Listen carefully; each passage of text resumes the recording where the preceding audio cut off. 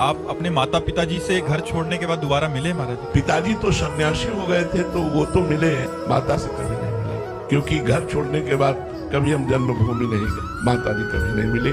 और उनका शरीर हमारे निकलने के कुछ ही वर्ष बाद पूरा हो गया था। तो हमने कहा कि अम्मा, आप हमारे मार्ग में कभी बाधा मत बनना। तो उनका आखिरी दर्शन, न कभी तुम हमारे पास आना, न मैं तुम्हारे पास जाऊंगी। और हमको आशीर्वाद ही दिए कि आप जिस मार्ग में चल रहे हो सफल हो, भगवान का तुम्हें साक्षात्कार हो। ऐसा हमारे माता पिता का आशीर्वाद रहा। 24 घंटे में 5 मिनट बोला राधा राधा कृष्ण कृष्ण हरि हरि। उसने जीवन में मंगल बीज बो दिया, अब उसका अमंगल जो है वो नष्ट होना प्रारंभ हो जाएगा। 5 मिनट। जब तक बल रहा गजेंद्र में, भगवान को याद नहीं किया। जब जाना कि एक ही झटके में ग्राह ले जाएगा तब हरि। तो जब तक अहंकारी को चोट नहीं पहुंचती अहंकार में, तब तक वो भगवान और संतों को नहीं मानता। और जब एक बार उस पर प्रहार होता है, तब उसको समझ में आता है कोई भगवान है, कोई है जो विश्व का विधाता है।